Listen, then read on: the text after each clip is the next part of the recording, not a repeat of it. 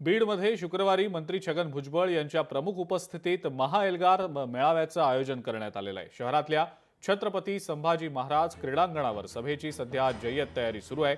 मात्र ही सभा होण्यापूर्वीच बीडमधलं राजकीय वातावरण चांगलंच तापलं असून महाएल्गार मेळाव्याला मराठा समन्वयकांनी जोरदार विरोध दर्शवलाय।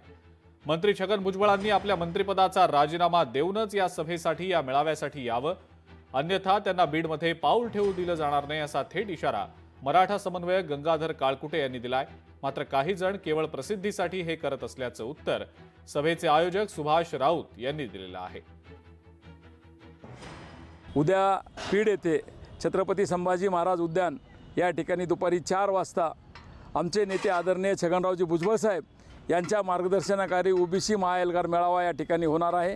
या मेळाव्याला राज्याचे माजी मंत्री आमदार आदरणीय धनंजय मुंडे साहेब उपस्थित राहणार आहेत, आमदार गोपीचंद पडळकर साहेब उपस्थित राहणार आहेत, माजी आमदार प्रकाश अण्णा शेंडगे या ठिकाणी उपस्थित राहणार आहेत, मुस्लिम समाजाचे राष्ट्रीय अध्यक्ष ओबीसीचे आदरणीय शब्बीर अन्सारी साहेब या ठिकाणी मेळाव्याला उपस्थित राहणार आहेत। 2 तारखेला जे हैदराबाद गॅजेट लागू झालं आणि त्या दिवसापासून ओबीसीमध्ये एक भीतीचं वातावरण निर्माण झालेलं आहे, ते भीतीचं वातावरण दूर करण्यासाठी आणि हे गॅजेट रद्द करण्यासाठी आदरणीय भुजबळ साहेब या ठिकाणी सभा घेण्यासाठी या ठिकाणी येणार आहेत।